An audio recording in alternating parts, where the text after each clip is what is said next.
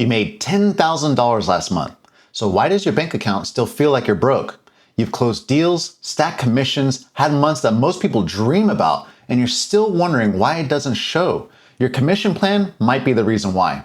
What's up, Roof Money Pros? Mike here at Roof Money Pro, and my mission is to help roofing professionals like you maximize your careers and build real wealth. This channel exists for one specific person, the rep who's closing deals, stacking commissions, running hard, and still looking at his bank account at the end of the year wondering where the hell it all went. If that's you, hit subscribe right now because this is exactly what this channel's for. And honestly, this is one of the biggest things I work through with reps inside the weekly live training. But today, you're getting the full breakdown right here. Now, most reps think they understand their commission plan. Percentage, overrides, maybe a bonus. Simple, right? But here's what nobody talks about. Your commission plan doesn't just affect how much you make. It affects how stable your income is, how well you can plan your finances, and ultimately, how much wealth you actually build. And the worst part, the plan that looks great on paper might be the exact thing quietly holding you back. In this video, you're going to find out why your pay plan might be working against you, the hidden ways commission structures mess with your finances, how to evaluate your plan like a pro, and how to align your income with actually building long-term wealth. And stick with me until the end because I'm going to walk you through the exact 5-minute test to find out whether your pay plan is actually making you rich or quietly keeping you broke. Let's get into it. Here's the first thing you need to drop. The idea that a broken pay plan just means a low commission percentage. That's not it. You could be sitting on a 10% commission and making serious money, or you could have 15% and feel completely underwater. The percentage is just one piece of a much bigger puzzle. The real issue is clarity. Do you actually understand your plan? Not just the number, but the margins behind each deal, how the deal structure affects your payout, and exactly when that money hits your account. Here's something not enough reps think about. There's a massive difference between being paid on the gross contract amount versus being paid on profit. Say you close a $20,000 roof. If you're earning 10% of gross, that's $2,000 in your pocket. But if you're in a profit-based plan and the job costs $16,000 to complete, your commission is calculated on $4,000, and 10% of that is only $400. Same roof, same homeowner, and somehow one guy gets paid like a king and the other gets paid like he just started yesterday. And drop in the comments right now, do you get paid on gross or profit? I want to see where everyone's at. That disconnect between what you think you're earning and what you actually take home, that's where so many reps get financially wrecked. A good plan on paper can still produce terrible outcomes if you don't understand what's underneath it. Now here's where it gets real. Even if your percentage looks solid, there are hidden costs baked into most commission structures that drain your actual take home, and most reps never track them. This is the part nobody reads and then everybody complains about later. First, delayed payouts.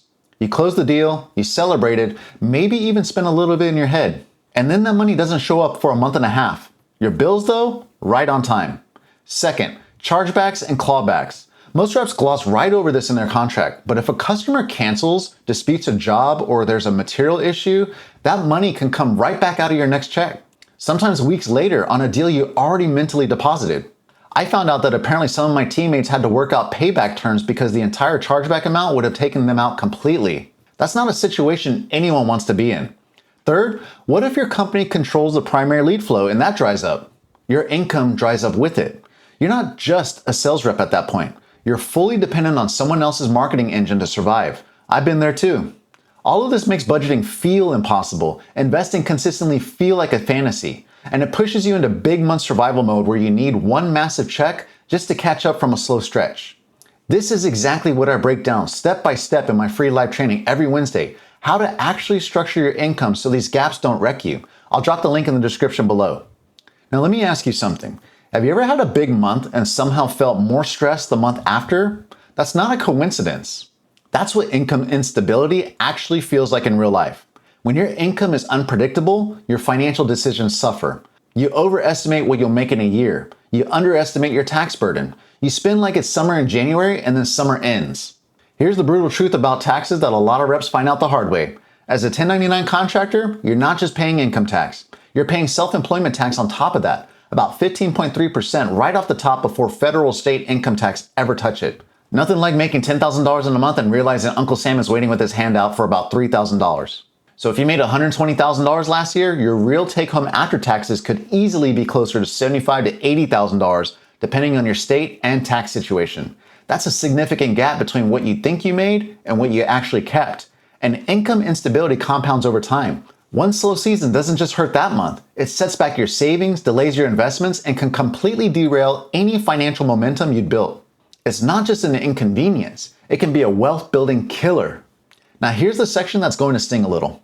High commissions do not automatically create wealth. They can fund it, but they don't create it on their own. You're rich on paper and broke on Monday. Big check hits, steak dinner, slow month, ramen noodles. Sound familiar? You've seen it on your own team.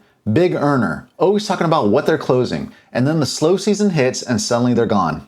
Chasing the next opportunity somewhere else, hoping the grass is greener. Here's the thing, there's nothing wrong with chasing better opportunities, but you have to count the full cost before you jump. A new company with a higher percentage might sound like more money, but factor in different lead volume, lost pipeline, and a ramp-up period with zero income, and that better plan can quietly cost you more than you left behind. Most reps find that out the hard way. The reps who actually build wealth aren't always the ones with the best plan. They're the ones with a system. They know what percentage of every commission goes to taxes, what goes to savings, what goes to investing, and what's left to spend. Your pay plan is just the input. Your system determines the outcome. Most reps have never actually run the numbers on their own plan, and I guarantee at least one of the things covered so far is already happening to you. So let's fix that. Start with what you already know. What's your average deal size?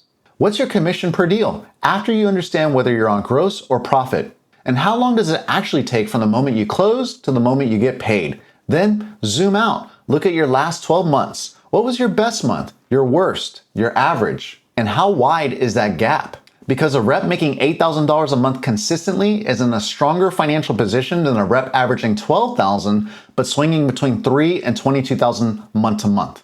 If you've never run your numbers like this, you need to be on the live training. I walk through this whole process every Wednesday and show you how to map it out in real time. Then ask yourself 3 questions about your plan. Is this predictable? Is this scalable? Does this actually align with where I want to be financially in 5 years? If you can't say yes to all 3, you've got work to do. Here's what separates the reps who thrive from the ones who just survive. They stop depending on the plan and start optimizing around it. Most reps don't figure this out until it's too late. They spend years waiting for the perfect pay structure instead of building the habits and systems that make any structure work in their favor.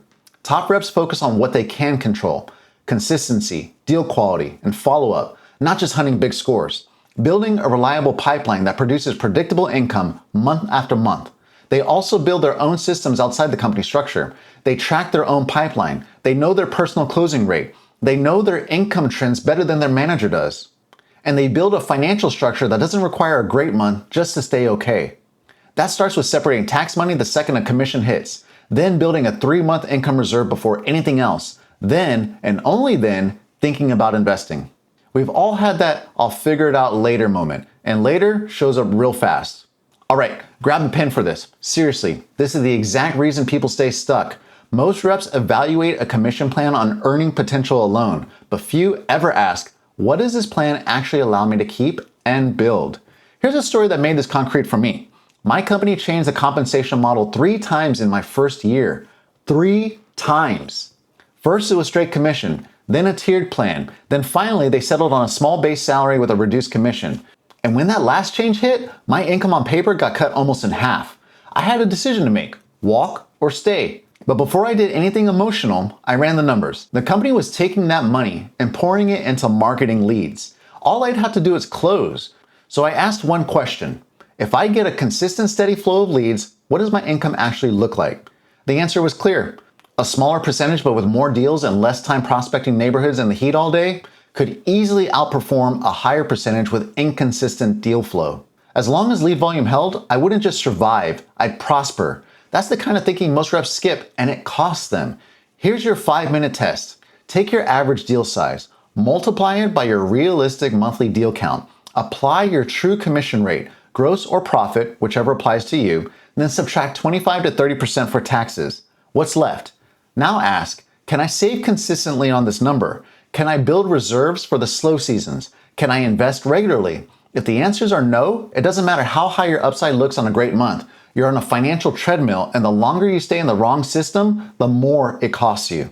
Look, your commission plan isn't the problem. Not understanding it is. And if you don't fix that, you'll keep working harder every year and wondering why you're not getting ahead. 2 reps, same plan, completely different financial positions 5 years from now. The difference isn't the plan, it's how well they understand it, how they structure their finances around it, and how intentional they are with every dollar it produces. Hey Roof Money Pros, if this topic hit for you, be sure you're subscribed. This is the only channel dropping financial content every week for the roofing industry, and your support helps reach others. If you want help actually fixing this, get on the live training. I do it every Wednesday. Don't wait on this, because the longer you stay in the wrong system, the more it costs you. And if you're not ready for that yet, grab the Feast or Famine Survival Guide below. It's free and built specifically for roofing reps navigating commission income and wanting to get ahead of the cycle. Now that you can better understand your commission plan, the next step is answering an important question. Should you prioritize paying off debt or lean into investing? Watch that video next, because once you fix your commission plan strategy, this is the step that actually locks in the wealth. Thanks for watching, and in the meantime, keep stacking, keep building, and I'll see you in the next one.